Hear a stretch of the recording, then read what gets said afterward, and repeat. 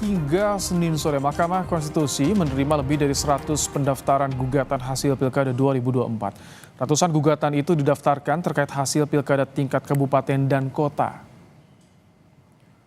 Dari laman resmi Mahkamah Konstitusi, dari total 158 pendaftaran yang masuk, 125 diantaranya Pilkada tingkat kabupaten dan 33 sengketa hasil Pilkada di tingkat kota. Namun jumlah ini akan terus bertambah karena masih banyak yang belum lapor atau belum penetapan rekapitulasi. Sesuai Undang-Undang, Mahkamah Konstitusi menerima pendaftaran sengketa Pilkada 2024 dalam kurun waktu 3 hari setelah penetapan oleh KPU daerah.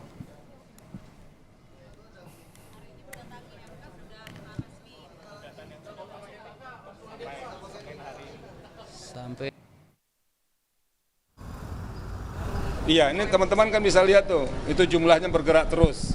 Tadi pagi baru 115, sekarang sudah 147, sudah nambah sekitar 32 ya.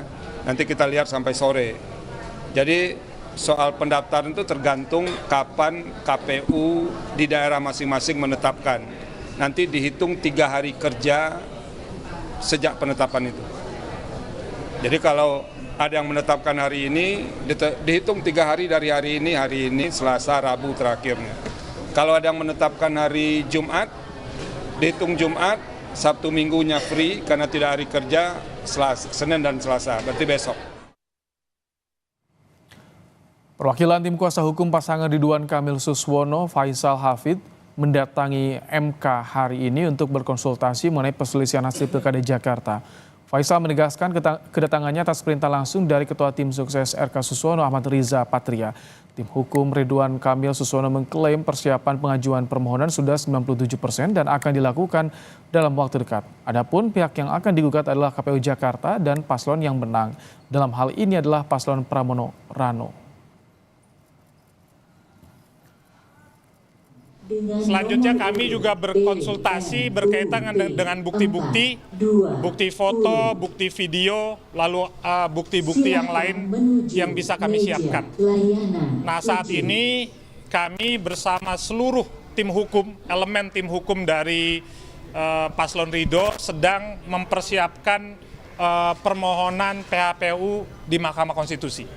Jadi kami sudah berhari-hari sedang disiapkan. Oleh karenanya sesegera mungkin setelah siap kami akan masukkan permohonan tersebut ke Mahkamah Konstitusi. Sebelumnya KPU Jakarta telah menetapkan hasil Pilgub Jakarta, namun saksi dari paslon nomor 1 Ridwan Kamil Suswono tak mau menandatangani formulir D hasil penghitungan suara di 3 kecamatan di Jakarta Pusat. Menurut KPU Jakarta, Wahyu Dinata, penghitungan suara tetap sah meski saksi tidak mau menandatangani hasil. Jika ada yang keberatan menandatangani atau tidak ada yang menandatangani adalah hak saksi dari paslon. Hasil ini kan perlu pencermatan. Pencermatan itu nanti kami akan bacakan satu persatu kembali hasil provinsi. Nanti kami akan print dan diamati lagi, dicermati lagi oleh para pasangan calon. Setelah itu baru mereka nanti akan menandatangani ya D hasil tersebut. Nah, kembali lagi jika ada yang tidak berkeberatan untuk menandatangani, saya rasa itu hak pasangan calon untuk menandatangani atau tidak menandatangani.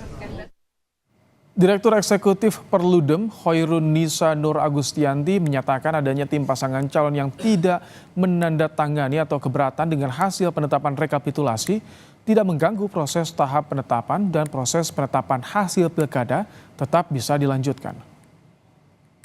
Pasangan calon yang keberatan atau tidak mau menandatangani hasil penetapan rekapitulasi itu tidak mengganggu proses tahapan penetapannya. Jadi prosesnya tetap berlanjut gitu ya, hasilnya sudah ditetapkan oleh KPU Jakarta. Nah, karena ini adalah penetapan hasil, sudah bukan proses rekapitulasi yang berjenjang, maka jika ada pihak-pihak yang keberatan, maka ruang berikutnya untuk mengajukan keberatan adalah sengketa perselisihan hasil di Mahkamah Konstitusi.